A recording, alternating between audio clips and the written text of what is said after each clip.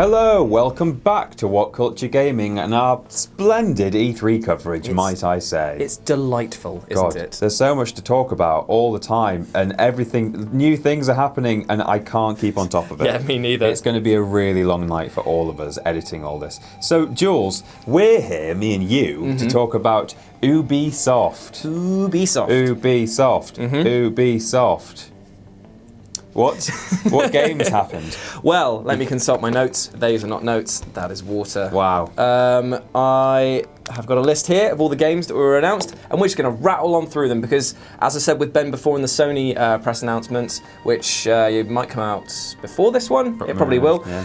The presentation was a bit dry, a bit dry overall. Apart from the Miyamoto and the French dude having fun with their toys, I would say that you're not really watching it for that, really, are you? Yeah, I mean, what happened to the hosting this year? I know. Aisha Tyler, she's just gone. They've just dropped her. There was no one tying it together in between. It was just please welcome this new not even please welcome. They just walked out. All right, man. I could have walked up there. Anyway, let's talk about the games because that's what we're here for. Yeah. First one that was announced was Mario and Rabbids Kingdom Battle. Do you mean Rabbids Kingdom Battle, and then in the last 3 months they've thought, how are we going to sell this? Let's put Mario in it. Yeah, or as I like to think of it, XCOM for kids. It's XCOM. It is XCOM. Yeah, I'm really uncomfortable with Mario having a gun. Yeah. I find that premise really weird. I'm okay with him jumping and crushing enemies to death under his own weight. Right. But not okay with him using firearms. I mean, I don't know if it was. I'm trying to remember what the actual visual effects were. It wasn't like a proper gun, was it? Like it was more laser like digitizing one. But still, he's got a weapon. From what they've revealed about the game and a few snippets from the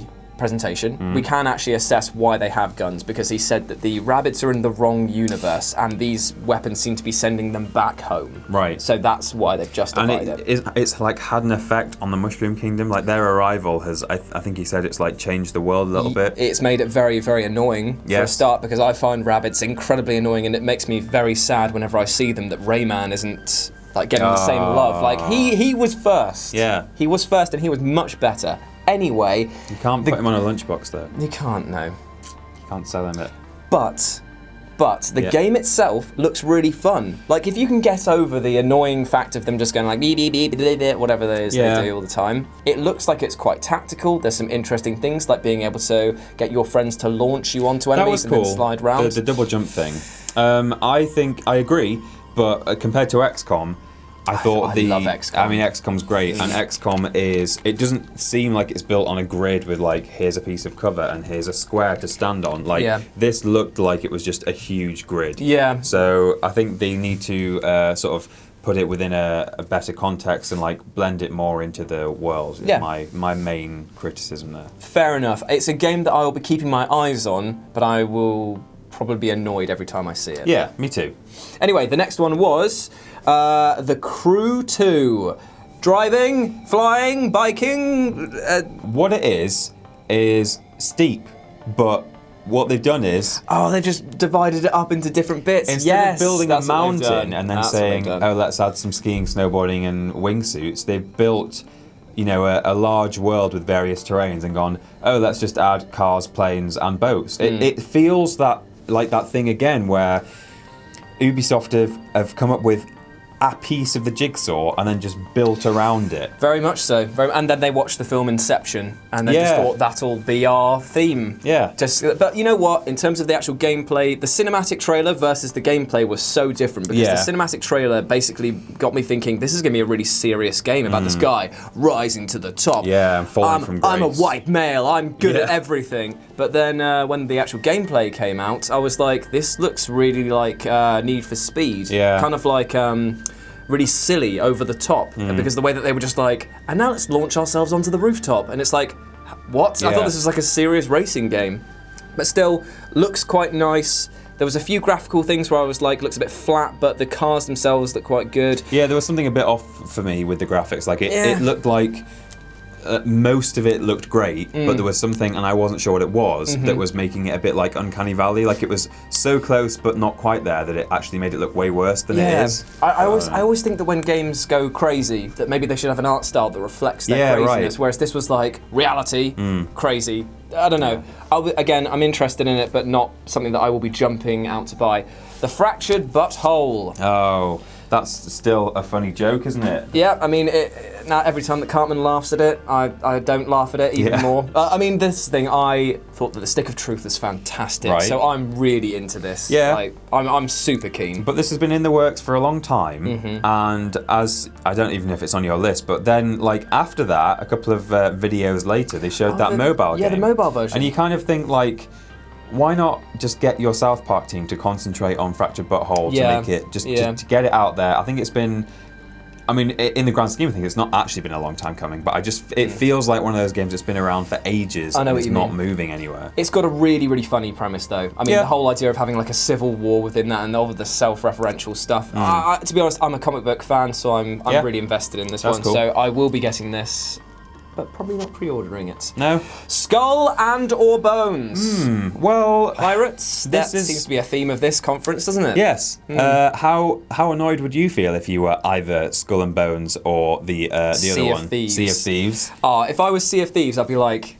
our game's fun. You can fire each other from a cannon, and everyone else is on the other side. Skull and Bones is just like, yeah, but do you have naval battles where you can switch out a carapace for a skull one? Well, the thing about Skull and Bones for me is that there was a great Pirates of the Caribbean game before the films came out. It was nothing to do with that. It was on PC and console, I think, and it was just about this like pirate called Nathaniel, and you sail around, and there was half decent but slower paced naval combat, but you land on these cool islands like Tortuga and stuff, and you can like buy goods and take them elsewhere and sell them where the thing is worth more on a different island. And there was a narrative running through, and Skull and Bones looks like it's just going to be sailing around shooting each other, and I think it's going to get kind of old quickly. It kind of reminds me, and bear with me for this analogy because it might be terrible. Yeah. It's like For Honor, but with boats. Because it's basically like, it's all about the combat that no one's really started thinking, what's the deeper thing to it? But they've got the combat down, it looks like the raider ship, like, or smashing straight into the middle of that. Yeah. That's the ship I'll always play. No, the combat looks great. They've lifted it straight from Assassin's Creed well, not straight from, but they've built upon it, I think. I can see that now, actually. And I think combat-wise, it's going to be really fun, but I think it needs something to keep it going and tie it together and give you a reason to come back and play. Far Cry 5. Have you played Far Cry? Then you've played all of them. Well, this took me by surprise to an extent, because I thought this was going to be... I said, how annoyed must Far Cry be that Outlast 2 has already come out? But because of the creepy, cold, rural... But suddenly this, like, planes flying in and, like, proper explosions and stuff. I mean, it's Far Cry, so I guess you kind of expect it, but just purely from the cult aspect of it, I expected it to be you're kind of on your own, you're a bit helpless, and you're going to be in a lot of trouble. But it's more like a Just Cause Far Cry kind of thing. It seems to be balancing the sort of, it's got tongue firmly planted in cheek, it seems, and that's quite good but we all know the same tonal beats that we're going for. We've got a crazy sort of villain, we've got a place that's out of touch with the rest of the world, so therefore you can't get help in. The only thing that seems really different was the fact that you could call your allies in. And I like the dog. Dogs are always cool in games. Big fan of them. Not too sure about the crop dusting man, but that's his thing. I like the big harvester thing that jumped up that man. That was the highlight of the entire trailer. Death by Combine Harvester is exactly how I want to go. Yeah, for sure. So that's got a thumbs up from Peter, I think. I think just like watch this space. At the moment, I don't know enough. Well, speaking of steep, let's talk about the expansion pack. They had an Olympic expansion pack. You know what? As a standalone game, I would probably buy that because it looks quite fun. I think it gives Steep as a whole more like sellability, more appeal. People like their sports games, and to tie it into the Olympics, which is very relatable for everyone. Yeah, looks good. Yeah, it's quite clever. Yeah, and I thought that the choice of events was pretty varied as well. Yeah. So I was like, cool, you might get quite a bang for your buck. It depends on how much that it's going to be priced at. If they put this as a full retail price game, then I won't buy it. But if they do it as either an expansion, a separate expansion I don't need the main game for, I'll probably pick that up actually. Yeah. Could be quite fun. Let's talk about Starlink. I didn't write down any notes for this. All I did was write puns around things about it. God, I forgot about this. Do you know what the worst thing about that was? What? Was how you've got a controller in your hand, then you've got How top heavy is that controller going to be? It's awful. I know it's only that big before the comment section goes crazy, but Everything looks bigger. Yeah, that's true actually. You may as well, have a boulder balancing on your controller. I mean, I'm not suggesting they're heavy, but just clunky and bulky. Well, clunky and bulky describes the aesthetics of this game as well. I'm not really that sold on it, so instead what I did was I came up with puns for it. So I've got Skylanders in space. Yeah, Space Landers. I've got Lego, The Final Frontier. Right. No Man's Skylanders again. No Man's Skylanders. And also No Man's Cash Grab. Right. Just because I thought I'd chuck that in. And I put here, and I quote myself, "It looks okay. Nothing about the art style looked interesting. Combat looks a bit lackluster. Thanks, Pass Jules." Yeah. Just Dance. Okay. I mean, they didn't show anything, did they? They got some people to sing and dance. It kind of looked like a really terrible Tekken versus Mortal Kombat thing at one point when the panda was being attacked. It was Sub-Zero. It was dancing, wasn't he? Yeah, and it was like his mask on. It was like Jamiroquai was doing the music for it, and I was just kind of like, yeah, it's all right, but if you've played a Just Dance game, then you know exactly what you're getting into. Yeah, you've played them all. They don't really need to market it. Just let everyone know that it's happening. Well, they did, didn't they? They didn't show us it. They just said it's happening. Yeah. And if you like these games, you're gonna play it. So. Transference. Now this was had Elijah Wood in. I know. We haven't seen him in ages. He played Spyro for a bit. Do you remember? Oh God, he did! In the terrible years. Yeah, he didn't David Spade play Sparks the Dragonfly as well, the same game. Awful. I think so. Awful. Whew, that was when it was really. That was the beginning of the drop. The dark times. The dark times. You didn't really get much from this game. It was just kind of like, "Hi, I'm Elijah Wood. Here are some people. We're going to stand in a creepy posed photo." It looked like a kind of. Like Victorian family photo when he was talking to the camera, which is obviously intentional. Where the grandma is dead and everyone else is just standing around her pretending she's alive. I thought that this was going to be, because already VR games are 10 to a penny, right? Horror games, sorry, not VR games. I thought this was going to be something different. And have you seen those phone apps where it's augmented reality? So it brings up your phone camera in your house, and as you move it around, it makes heads creep out from behind the door and stuff. Yeah. There's ghosts in your bathroom. Yes. I was hoping it would be something like that, it's your own house. Either your own house or just something not just your ex character in Haunted House. I just hope there would be a twist, and it doesn't feel yet like there's anything. They showed us collectively 3 seconds of gameplay. There was nothing there. Do you know what really bothers me though? What?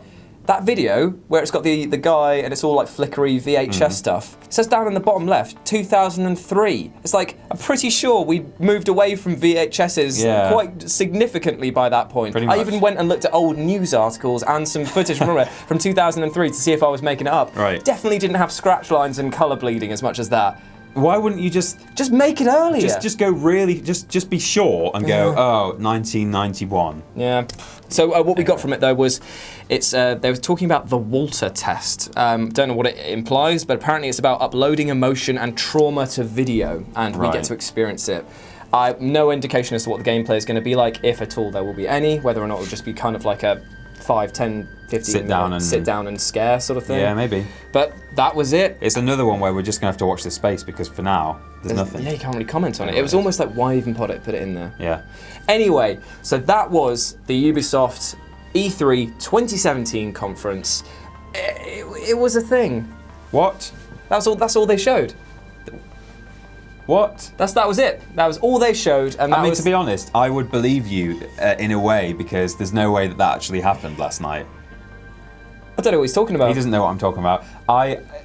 Maybe I just had a really nice dream where everything was okay. Why? What do you think happened? I think that I fell asleep on Ben's sofa, and I had this really nice sort of hallucination, dipping in and out of consciousness, where Michel Ancel came out on stage and cried because he'd finally got to show his Cockney Monkey. You are totally right. That did happen because we've got an announcement of Beyond Good and Evil Beyond 2. Good and Evil 2, right? Screw everyone, because for years and years and years at E3, it's not been shown. And even, I think like 2 or 3 years ago, before the conference, they put out a splash screen of Uncle Page and a little quote saying this whole place would fall apart without me, which was a quote from the first game. Everyone was like, it's gonna be in, it's gonna be in. It wasn't, right? Then, at the Nintendo Switch event this year, they said it's going to be in, there's a trailer ready, an inside source says a trailer's ready. It didn't come out. Then E3, Michel Ancel came on Instagram and said, it's not going to be in. Yeah, I know. You wonderful man. Oh. He's a wonderful bastard, He's isn't a he? wonderful piece of bastard. But the tears that he had, oh man, that kind of brought everything home. I know. Honest to God, that is one of the most impressive, funny, and nostalgic pieces of CGI that I've seen in a long time. I am so happy that they've announced this. Beautifully, like the mixture of like actual beauty and lights and vegetation and stuff, but also like grime and like dirty like underbelly of the city. I even got like from the character designs almost like Overwatch things. I don't know if it's just because there's a gorilla in Overwatch. Yeah, true. But you know, it's kind of like they were popping out, but they didn't like. They still kind of fit in a semi-photorealistic scenery as well. It was like a weird, perfectly balanced level of like almost Pixarian character design. I want them to make a movie. Oh my God, imagine. Instantly, I just want them to make a movie of these guys because I would gladly. They were so lovable. Like Nox the monkey is so annoying, but brilliant at it. Like I really like him, and his kind of Spencer arm grapple cannon thing. That is usable in the game. No way. Well, not like 100% confirmed, but 99%. Michel Ancel had a chat with an official. It's on the Ubisoft YouTube channel. Okay, cool. Afterwards, and he said, "Oh yeah, the jetpack and the hand like grapple thing, they're supposed to be in there." Like the although it wasn't obviously not gameplay, that trailer was designed to be indicative of a lot of aspects of gameplay they've already got planned, including like. Shooting off the back of a car while your friend drives, because it's multiplayer, swearing, loads of swearing. There's so much to dissect, and I don't think we really have time for it now.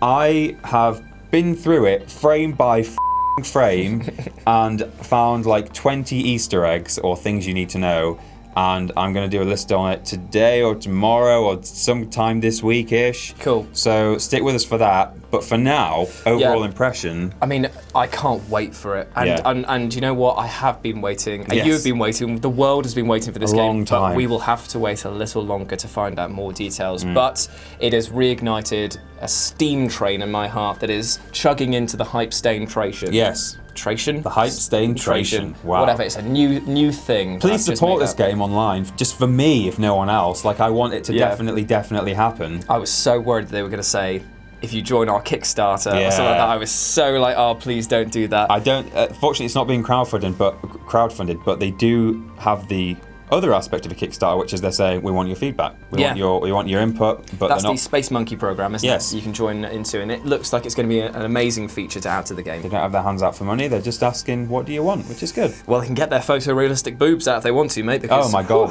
Woo-wee, bouncy. Squeaky tits. I mean, photorealistic, but definitely not physically realistic. No, definitely. Boing. Sploing. Anyway, wow. That was the Ubisoft E3 conference of 2017. And you know what? Because of the Beyond Good and Evil 2, it is definitely at the forefront of who is winning this E3 They so far. punctuated it well at the end, didn't they? All the way through, it was a bit like, never really got off the ground. Beyond Good and Evil. Yeah, I know. It's kind of just like, and there's my dick. Yes. But either way, it was a fantastic show to watch. We hope you've enjoyed watching us talk about it. Yeah. Let us know what you think about the games that we've announced. We've announced? Yeah, we've announced them. Yeah, we've announced official. We now work for Ubisoft. Let us know what you thought about all the games that were announced in the comments section below. And keep following our E3 coverage because there's more to come. Loads more. I'm Peter from Ubisoft. And I'm Jules from Ubisoft. And we'll see you soon. Yes.